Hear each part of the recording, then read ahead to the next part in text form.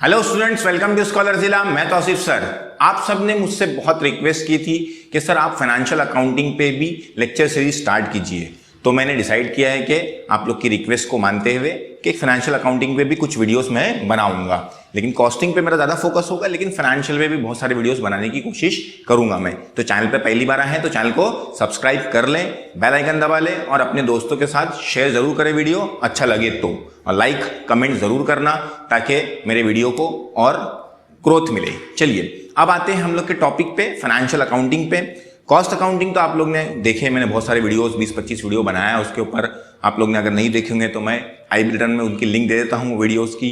वो चैप्टर्स मैंने तो लगभग 2 चैप्टर कंप्लीट होने आ गए हैं, तो आप लोग देख सकते हैं और सीख सकते हैं। फाइनेंशियल पे अब मैं स्टार्ट कर रहा हूँ तो बहुत सारे टॉपिक्स पे भी वीडियो बनाऊंगा। तो फाइनेंशियल अकाउंटिंग बच्चे लोग को मोस्टली मैं जब TY/BCom पढ़ाता हूँ या ऑफलाइन क्लास पढ़ाता हूँ तो मोस्टली स्टूडेंट यही बोलते हैं कि सर फाइनेंशियल अकाउंटिंग डिफिकल्ट है।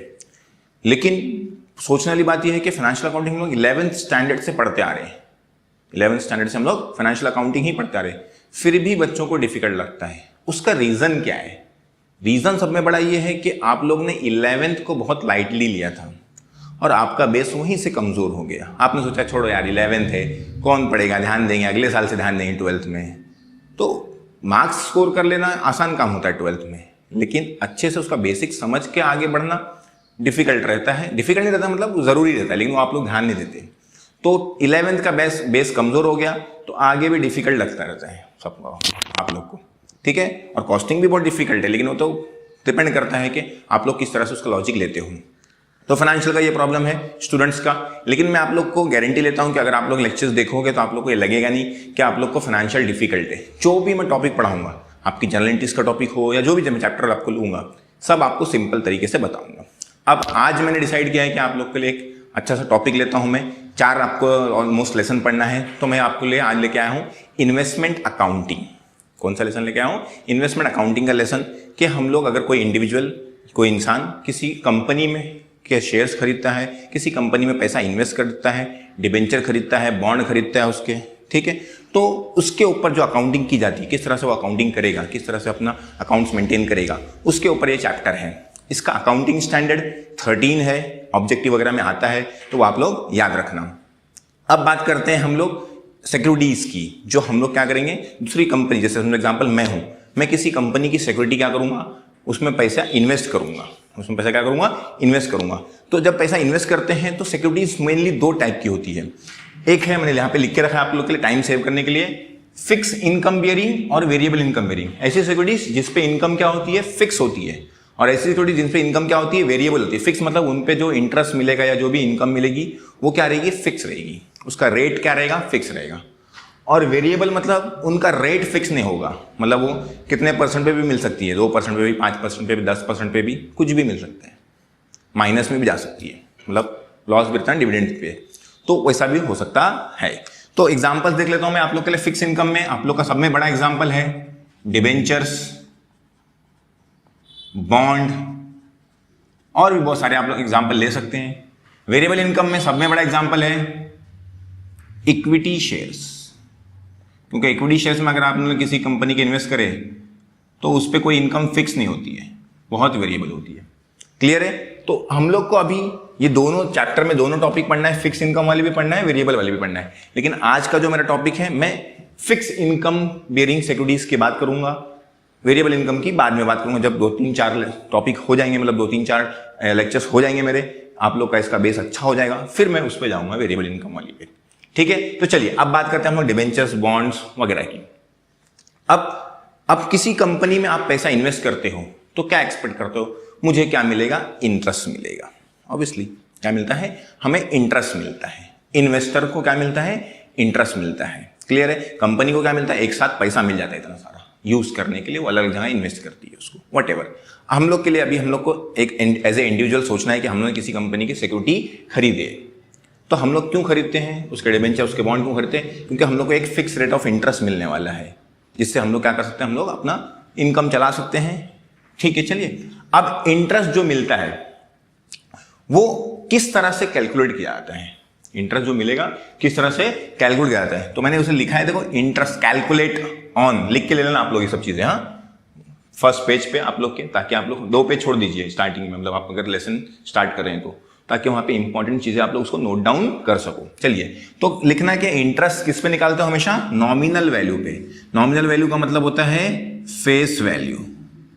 जो शेयर की फेस वैल्यू होगी, डिबेंचर की फेस वैल्यू होगी, उसी पे क्या निकलेगा? इंटरेस्ट निकलेगा। क्या निकलेगा? इंटरेस्ट। उसके लिए टेंशन मत लीजिए, मैं क्वेश्चन भी लूंगा, उसके ऊपर भी देखेंगे हम लोग, ठीक है। चलिए, अक्रूज ऑन फिक्स डेट, इसकी जो इंटरेस्ट मिलने की डेट होती है वो क्या रहती है? फिक्स रहती है।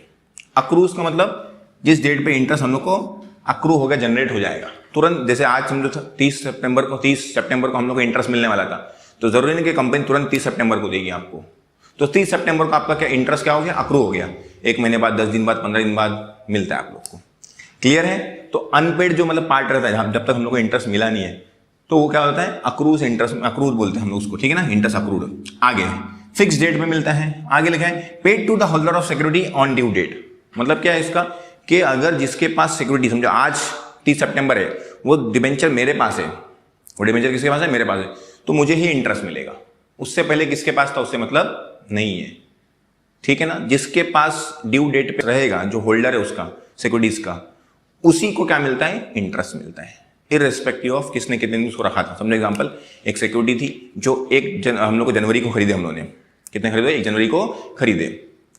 पूरा साल भर किसी और के पास था, और अभी 2-4 दिन पहले मैंने खरीद लिया ड्यू डेट के, और ड्यू इंटरेस्ट डेट आ गई, तो इंटरेस्ट किसको मिलेगा? मुझे मिलेगा, उसको नहीं मिलेगा। क्लियर है? लेकिन वो भी जो बेचता है वो भी शाना रहता है, उसके बारे में भी कैलकुलेशन हम लोग करेंगे। चलिए, आगे लिखा है कैलकुलेट इंटरेस्ट ऑन। इंटरेस्ट कब कब निकालना है? इंटरेस्ट कब कब निकालना है, तो दिमाग में रख लेना, मैं बता देता हूं आप लोग को। सब में पहले ओपनिंग बैलेंस। ओपनिंग बैलेंस में अगर हम लोग के साल का, जब हम लोग अकाउंटिंग करें तो साल का स्टार्ट जब होता है, तो अगर पिछले साल की सिक्योरिटी बची हुई है तो उस पर क्या निकालोगे आप लोग? इंटरेस्ट निकालोगे। तो लिख लेना, किस पे? ओपनिंग बैलेंस पे। सेकेंड, जब आप लोग परचेज करोगे, क्या करोगे? कोई सिक्योरिटी को परचेज करोगे, तब क्या निकालोगे? इंटरेस्ट निकालोगे। थर्ड, जब उसको सेल करोगे तब भी क्या निकालोगे आप लोग? उसका इंटरेस्ट निकालोगे। Fourth, interest date, interest date पे भी इंटरेस्ट निकालोगे। और लास्ट में बचता है fifth, closing balance. Closing balance पे भी आपको इंटरेस्ट कैलकुलेट करना है। तो ये 5 टाइम पे आप लोग क्या करना है? इंटरेस्ट का कैलकुलेशन करना है। इंटरेस्ट मिलेगा नहीं, हाँ, कैलकुलेशन करना है। मिलेगा तो इंटरेस्ट डेट पे ही मिलेगा। क्लियर है? चलिए, ये हो गया आप लोग का कुछ छोटा सा टॉपिक इन्वेस्टमेंट के इंटरेस्ट वगैरह के बारे में, वो भी खाली सिर्फ फिक्स सिक्योरिटीज के बारे में बात रहती है, जिनकी इनकम क्या होती है, जिन पे इनकम क्या रहती है? फिक्स रहती है। अब वो समझाने के लिए, इंटरेस्ट समझाने के लिए, इंटरेस्ट में एक्चुअली मैंने आप लोग को क्या बोलते हैं, मेनली 2 चीजें होती है। Interest, accrued interest. Accrued interest मैंने आप लोग को थोड़ा देर पहले बताया था, तो अभी वापस बता देता हूं। अक्रूड इंटरेस्ट का मतलब जो सिक्योरिटी पे इंटरेस्ट मिलने वाला है हम लोग को ड्यू डेट तक, पहले ड्यू डेट से अभी तक, बराबर ना, उसको हम लोग क्या बोलते हैं? Accrued interest. जैसे एग्जांपल लूंगा तो समझेगा। अभी एग्जांपल इससे समझाऊंगा मैं आप लोग को। अक्रूड इंटरेस्ट में 2 चीजें हो सकती हैं, या तो एक्स इंटरेस्ट हो सकता है, या तो कम इंटरेस्ट हो सकता है। वीडियो पूरा देखना, पूरा देखोगे तो ही समझेगा, बीच में से छोड़ दोगे तो नहीं समझेगा, क्योंकि हर एक चीज का क्या होता है? लिंक होता है। यह खाली आप लोग टाइम पास के लिए नहीं देखना, एक टाइम निकाल लिए, सुकून से बैठ के कोने में आराम से देखिए। ऐसा नहीं कि मतलब घाई घाई में देख ले तो समझेगा नहीं। बहुत इंपॉर्टेंट चीजें बताऊंगा आप लोग को। गारंटी है कि एक ये इंट्रोडक्शन वीडियो और एक लेसन मतलब क्वेश्चन का वीडियो कराऊंगा आप लोग को, फिक्स इनकम बेरिंग वाली सिक्योरिटीज का एक ही क्वेश्चन में सब कुछ समझ जाएगा। तो ध्यान से देखना, लेकिन जो जो बता रहा हूं याद रखना। अक्रूड इंटरेस्ट में 2 तरह का हो सकता है, या तो एक्स इंटरेस्ट हो सकता है, या तो क्या हो सकता है? कम इंटरेस्ट। ठीक है, चलिए अब मैं इसके ऊपर आप लोग को एग्जाम्पल लेता हूं तो आप लोग को समझेगा। अक्रूड इंटरेस्ट तो बता दिया मैंने, एक्स क्या होता है, कम क्या होता है वो भी बताऊंगा, अक्रूड वापस बता रहा हूं आप लोग को। चलिए क्या लिखा है देखियो, if Sameer buys 212% debentures of 100 each. Sameer ने क्या खरीदा है?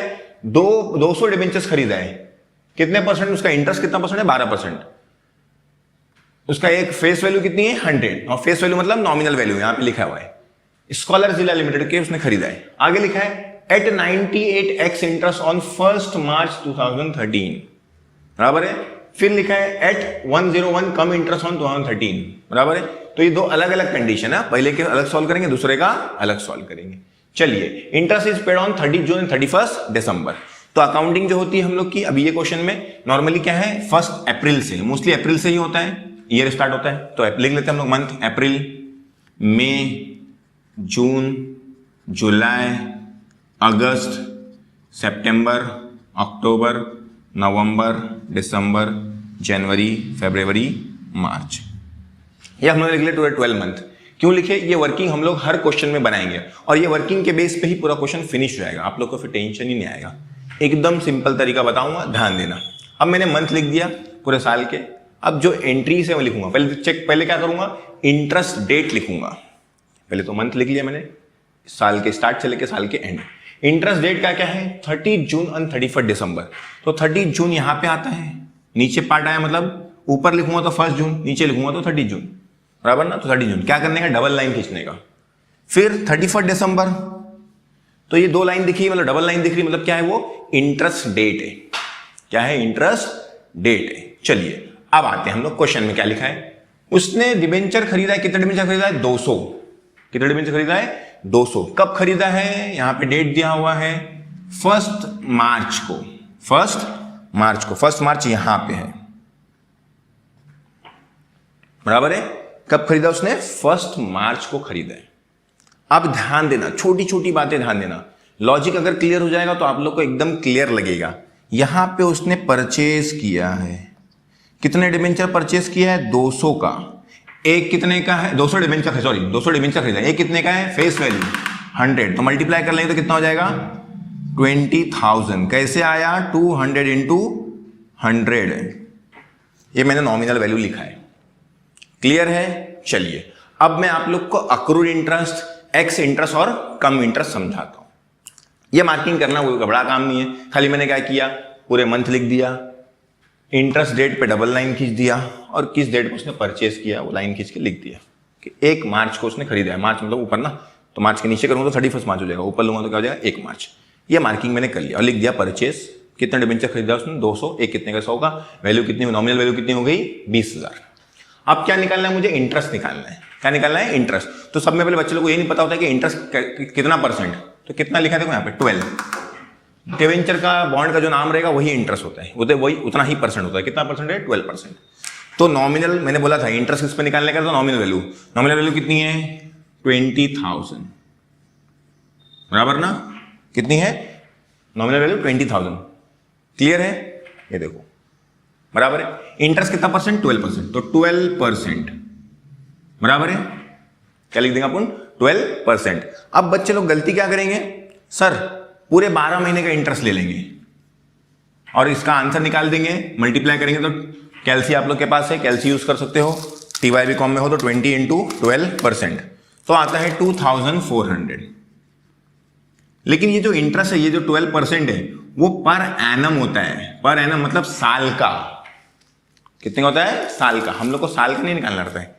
इंटरेस्ट डेट जो ड्यू डेट थी उसके लेके अभी तक, मतलब मैंने खरीदा कब है, 1 मार्च को, और लास्ट ड्यू डेट कब थी, 31 दिसंबर को। देखो तो क्या करने का, ये लाइन से डबल लाइन के बीच में कितने मंथ है वो कैलकुलेट करने का। कितने मंथ है, देखो ये दोनों लाइन के बीच में 1, 2। तो यहां पे क्या लिखना पड़ेगा आप लोग को, आगे इंटू 2 अपॉन साल में कितने महीने होते हैं, 12, 12। क्लियर है। तो जब इसको कैलकुलेशन करोगे आप लोग तो 2,400 आया था आप लोग का, मल्टीप्लाई बाय 2 डिवाइड बाय 12, तो कितना हो जाएगा, 400। ये आ गया आप लोग का 400 रुपीज। क्या आ गया, इंटरेस्ट आ गया। कैसे निकाले, पहले क्या लिया हमने, जो भी चीज के ऊपर इंटरेस्ट निकाल रहे हो उसकी नॉमिनल वैल्यू लिखे। पहले क्या लिखने का, नॉमिनल वैल्यू लिख दिए, into rate of interest, debenture के आगे, बॉन्ड के आगे ही लिखा रहता है, लिख दिए। अब चेक करने का कि जिस डेट पर हम लोग एंट्री कर रहे हैं, एंट्री किसकी कर रहे हैं, इसकी कर रहे हैं, तो इसके पहले ड्यू डेट तक जाने का, ड्यू डेट तक और इन लोग के बीच में कितने मंथ थे, 2 मंथ, तो 2 मंथ लिख दिया मैंने, 2/12। क्लियर है। इंटरेस्ट कितना आ गया आप लोग का, 400 आ गया। कितना आ गया, 400। तो आप लोग क्या कीजिए, यहां पे इंटरेस्ट लिख दीजिए, कितना आ गया, 400। कितना आ गया, 400। मतलब यहां पे क्या लिखे आप लोग ने, ये कॉलम में नॉमिनल वैल्यू, यहां पे क्या लिखे हो आप लोग ने, इंटरेस्ट, और यहां पे आप लोग लिखोगे अभी कॉस्ट। कॉस्ट मतलब कितने का उसने खरीदा। अब क्वेश्चन में दिया हुआ है, देखो कितने खरीदा उसने, 98। कितने खरीदा है, 98। तो क्या करोगे आप लोग, 200 इंटू 98 में बराबर है, तो लिख दो 200 इंटू 98 कितना होता है, 196000। तो 19600 ये हो गया आप लोग का एक्स इंटरेस्ट। क्या हो गया, एक्स इंटरेस्ट का पार्ट। अगर इसी में अगर आप लोग को आ जाएगा कम इंटरेस्ट, मतलब यही तारीख पे, मतलब ये क्वेश्चन जो है एक ही है, मतलब या तो ये कंडीशन हो सकती है या तो ये हो सकती है, दोनों एक साथ नहीं हो सकती है। तो समझाने के लिए मैंने दोनों लिया आप लोग को। अब एक्स इंटरेस्ट का क्या मतलब होता है कि ये जो अमाउंट इसने लिया है, ये जो अमाउंट लिया ना 98 इंटू ये, तो 19,600, इसमें इंटरेस्ट मिक्स नहीं है, इसमें इंटरेस्ट मिक्स नहीं है। तो समीर जिससे भी समझो डिबेंचर खरीद रहा है, समीर जिससे भी डिबेंचर खरीदने वाला है, तो उसको 19,600 रुपए 19,600 प्लस इंटरेस्ट 400 रुपए मिला के देना पड़ेगा। मतलब उसको कॉस्ट कितना पड़ेगा, मतलब कितना रुपए खर्चा करना पड़ेगा उसको, 19,600 प्लस 400 का खर्चा करना पड़ेगा, इंटरेस्ट का खर्चा करना पड़ेगा। मतलब टोटल 20,000 रुपए देना पड़ेंगे सामने वाले को। समझे एग्जाम्पल, मैं समीर हूं, मैंने आपसे डिबेंचर खरीदा है। किससे खरीदा है, आपसे।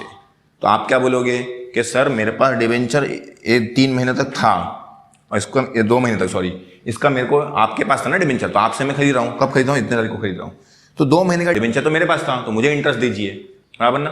तो अगर आप लोग ने बोला कि एक्स इंटरेस्ट, तो मैं मल्टीप्लाई करूंगा ये अमाउंट प्लस 400 रुपये आपको इंटरेस्ट का भी देना पड़ेगा मुझे, तो मतलब मुझे 20,000 रुपये खर्चा करना पड़ेगा। क्लियर है। अगर बोलते हैं आप लोग कम इंटरेस्ट, मतलब इसमें क्या होता है, इंटरेस्ट इंक्लूड नहीं होता है। किसमें, एक्स इंटरेस्ट में। जो मेन अमाउंट होता है ना, ये जो अमाउंट है 19,600, इसमें इंटरेस्ट इंक्लूड नहीं है। अब अगर हम लोग बात करते हैं कम इंटरेस्ट की, किसकी बात करते हैं, कम इंटरेस्ट। देखो कन्वीनियंस यहां पे है, तो कितने डिबेंचर है, 200। एक डिबेंचर कितने का, 101 का, सॉरी 101 का खरीद रहे हैं ना हम लोग, तो मल्टीप्लाई करोगे तो मेरे ख्याल से आएगा 20,200 बराबर है। अब ये कौन सा इंटरेस्ट है, कम इंटरेस्ट है, तो यहां पे लिखता हूं मैं 20,200 इंटू 101, तो ये हो जाता है 20,200। लेकिन ये कौन सा है, कम इंटरेस्ट है। कौन सा इंटरेस्ट है, कम। तो इसमें से क्या अमाउंट निकालना, तो क्या करना पड़ेगा, 20,200 माइनस 400, तो कितना आ जाएगा ये 19,800। मतलब एक्स इंटरेस्ट अगर बोला तो वो अमाउंट अलग, इंटरेस्ट अलग से प्लस करना पड़ेगा। कम इंटरेस्ट बोला मतलब उसके अंदर इंटरेस्ट क्या है, मिक्स है, तो उसका माइनस करना पड़ेगा और फिर अमाउंट लिखना पड़ेगा। क्लियर है। तो जब इधर मैं एंट्री करूंगा, समझो एग्जांपल ये एक्स इंटरेस्ट की एंट्री, अगर कम इंटरेस्ट रहेगा तो नॉमिनल वैल्यू उतनी रहेगी, 20,000 ही रहेगी, इंटरेस्ट भी सेम रहेगा। लेकिन यहाँ पे मल्टीप्लाई करने के बाद 20,200 आया था, यहाँ पे कितना है, 19,600, आपने 19,600 लिखे, यहाँ पे 20,200 लिखोगे तो क्या हो जाएगा, रॉन्ग हो जाएगा। उसमें से क्या करोगे, इंटरेस्ट माइनस करोगे और फिर लिखोगे 19,800। क्लियर है। तो इनडायरेक्टली इसका क्या मतलब हो गया, इसमें एक्स इंटरेस्ट में इंटरेस्ट का अमाउंट मिक्स नहीं रहता है, कम इंटरेस्ट में इंटरेस्ट का अमाउंट मिक्स रहता है, इसलिए हम लोग को माइनस करके लिखना पड़ता है। कम इंटरेस्ट वाले में उसका नाम ही है कम। कम मतलब उसमें से कम इंटरेस्ट, उसमें इंटरेस्ट क्या कर दो, माइनस कर दो, कम कर दो, सबसे अच्छा याद रखो। क्लियर है, तो लिख दिया मैंने। क्लियर हो गया सबको। तो यही हो गया अक्रूड इंटरेस्ट। अक्रूड इंटरेस्ट मतलब ये डेट तक 31 दिसंबर से लेके 1 मार्च तक जो इंटरेस्ट है वो क्या है, अक्रूड है। अक्रूड है मतलब उस पर इंटरेस्ट मिलना चाहिए किसको, जिसने आपको बेचा है। समझे, आपने मुझे बेचा है तो आपको उसका इंटरेस्ट मिलना चाहिए ना, क्योंकि आपके पास था उतनी तारीख तक तो वो है अक्रूड इंटरेस्ट। क्या है वो, उतने महीने का इंटरेस्ट जो है 400 रुपया, ये क्या है, अक्रूड इंटरेस्ट। अब जब आप मुझे बेच रहे हो तो आप लोग या तो एक्स इंटरेस्ट से बेचोगे या तो किससे बेचोगे, कम इंटरेस्ट से। एक्स इंटरेस्ट मतलब जो भी अमाउंट आप लोग बोल रहे हो उसमें इंटरेस्ट का अमाउंट क्या रहेगा, मिक्स नहीं रहेगा। और कम इंटरेस्ट अगर आप लोग बेच रहे हो मुझे तो उसमें इंटरेस्ट का अमाउंट क्या रहेगा, मिक्स रहेगा, ये वाले में। क्लियर है। तो ये हो गया एक्स इंटरेस्ट, कम इंटरेस्ट और अक्रूड इंटरेस्ट यहां तक। अब मैं इसको, आप लोग चाहिए तो आप लोग इसको लिख लो, स्नैपशॉट ले लो। मैं आप लोग को लास्ट बताऊंगा कि कॉलम्स कैसे बनेंगे और कॉलम्स में पोस्टिंग कैसे होगी। फिर वीडियो क्या हो जाएगा, फिनिश हो जाएगा। फिर अगले लेक्चर में देखेंगे कि किस तरह से हम लोग इसके क्वेश्चन लूंगा मैं, एक प्रैक्टिकल क्वेश्चन, ताकि आप लोग को समझ में आए किस तरह से सॉल्व करते हैं। चलिए स्नैपशॉट ले लीजिए, लिख लीजिए, आप लोग नोट डाउन करिए, सबसे अच्छा मिटा देता हूं इसको मैं। कॉलम आप लोग को पता है, लेजर जब बनाते हैं हम लोग तो यहाँ ये साइड क्या होता है, डेबिट, ये साइड क्या होता है, क्रेडिट, बराबर है। शॉर्ट में बनाऊंगा मैं थोड़ा सा।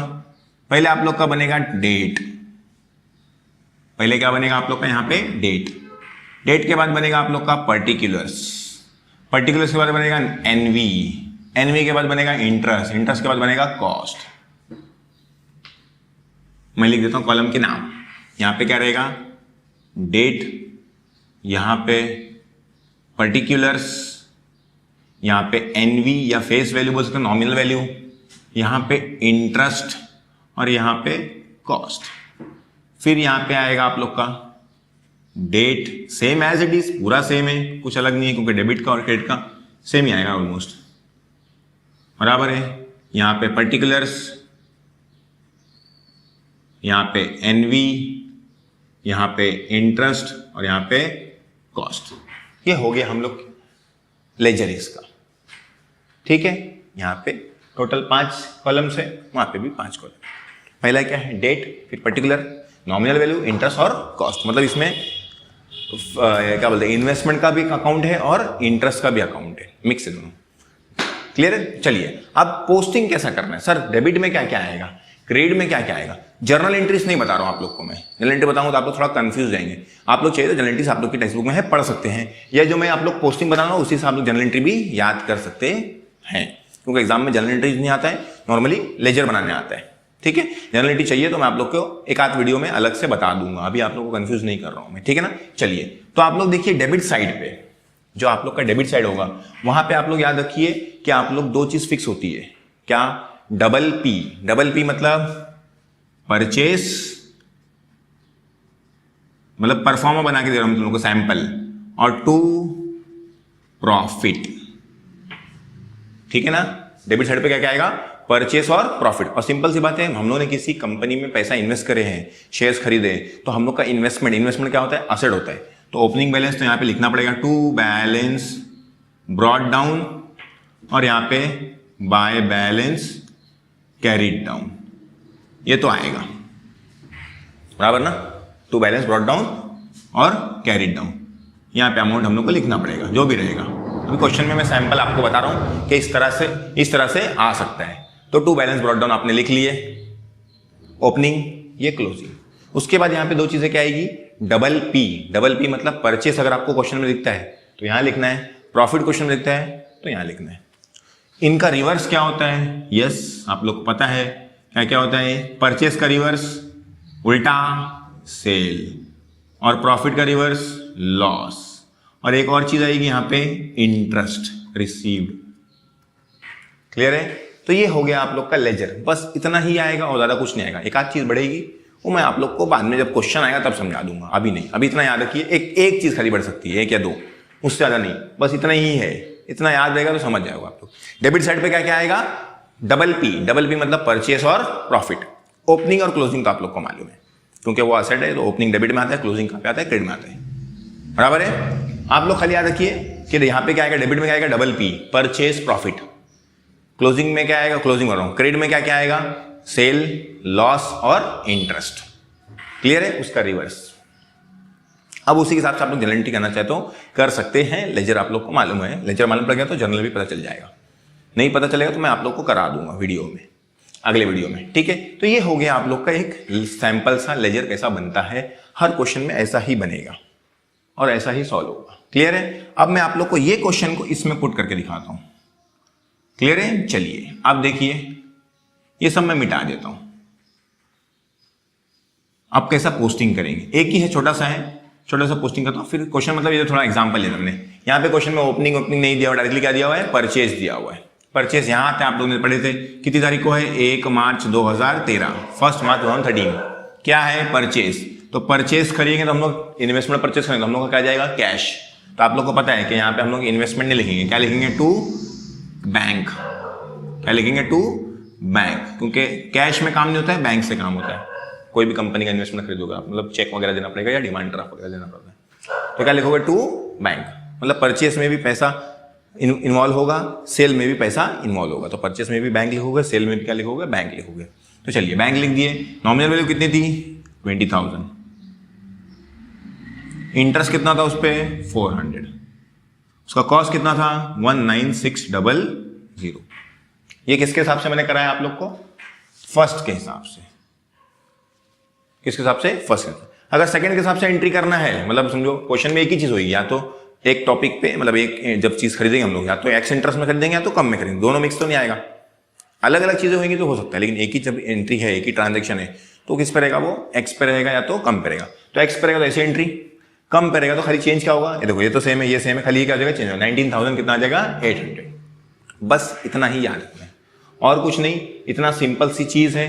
आप लोग को अगर समझ गया तो बहुत अच्छी बात है, नहीं समझा तो वापस देखो, समझ जाएगा। और कुछ भी डाउट है तो आप लोग मुझे इंस्टाग्राम पे फॉलो कर सकते हैं, उस पर भी पूछ सकते हैं, और मेरा फेसबुक आईडी है, उस पर भी आप लोग जा सकते हैं। ट्विटर पे है, ट्विटर पे भी आप लोग मुझे फॉलो कर सकते हैं। वीडियो अच्छा लगा हो तो वीडियो को लाइक जरूर करना, कमेंट करना और अपने दोस्तों से शेयर करना। Thank you very much video देखने के लिए। मिलते हैं अगले वीडियो में।